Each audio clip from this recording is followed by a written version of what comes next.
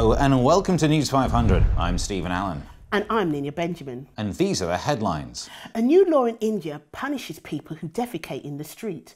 Paula Radcliffe is thought to be on the run. The minimum wage is set to rise by 20 pence an hour. Zero contract workers benefit the most if they ever get any hours. The world's first penis transplant took place in South Africa.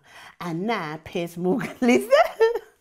Studies suggest that racially aggravated assaults have risen in the UK over the last few months. True. That figure is set to continue rising now that Jeremy Clarkson has more free time. Yeah. A long-haul BA flight was forced to turn back to Heathrow after a passenger did a particularly smelly poo. We're giving you all the poo jokes today. Why can't we say shit? Who said fucking poo apart from an 8-year-old? Back to Heathrow after the passenger did a particularly smelly poo. I know what that's like. I once did one in Chernobyl, and when I came out of the toilet, the whole area had to be regulated. I'm laughing on so many levels. What the fuck am I doing in Chernobyl? Taking a shit. You know what it's like when you're in a former Ukrainian area needing a poo. A subsurface ocean discovered on Jupiter's moon Ganymede has raised hopes it could be a habitable world. Astronomers have been closely monitoring one large cratered area that already has 4 Starbucks.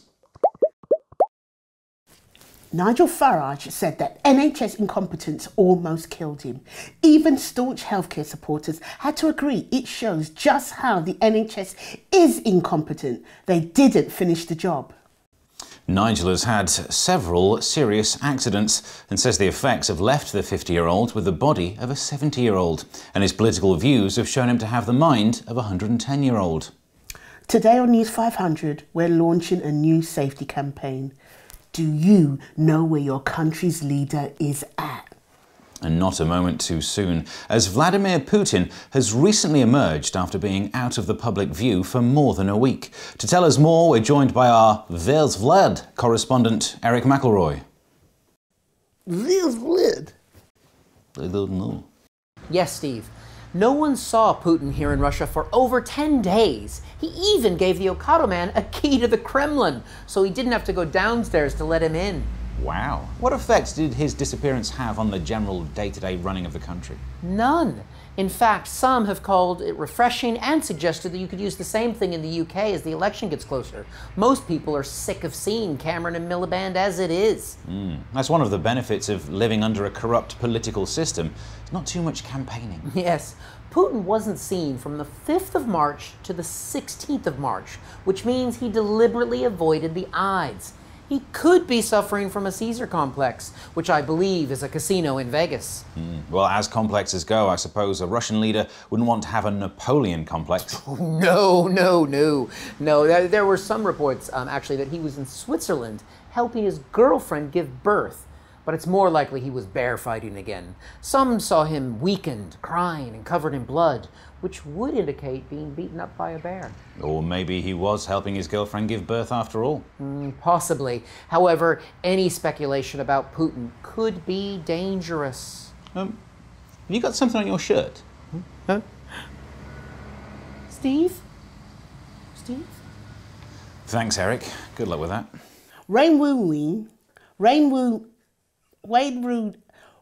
Rooney was knocked out by being punched in his own kitchen. That's what happens when you invite Jeremy Clarkson over and don't give him steak. In a major break in protocol, 47 US senators contacted the leader of Iran regarding nuclear talks in an open letter.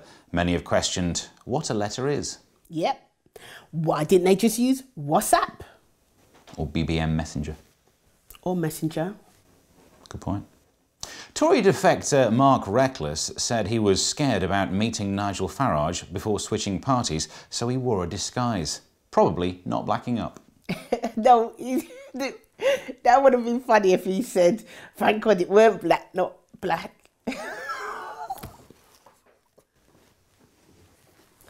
He's funny.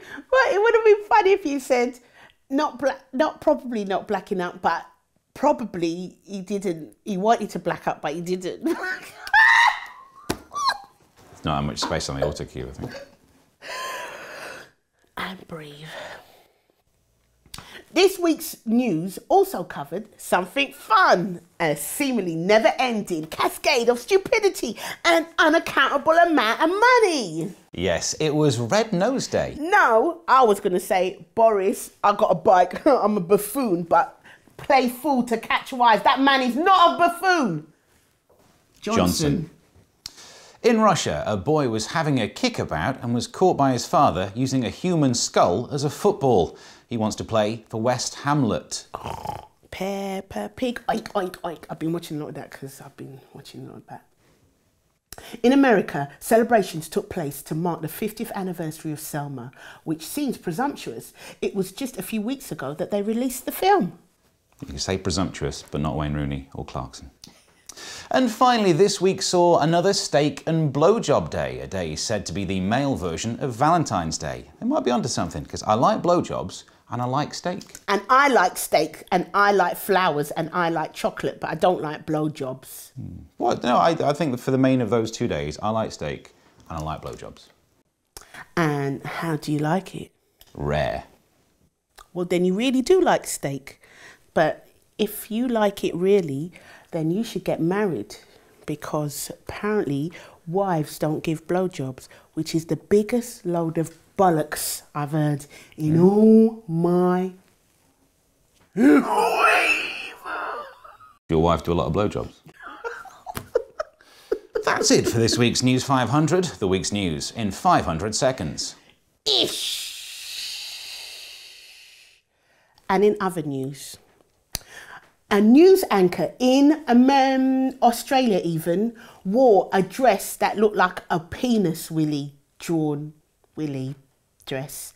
And everybody's talking about it. Okay. And this is, have you seen it? No, let's take a look. See? It looks like a willy. Looks nothing like a penis, it's way too big. Well, I mean... and all she needed was the spunk going plop, plop, plop, plop, plop, plop, plop. Plop. I'm doing it wrong.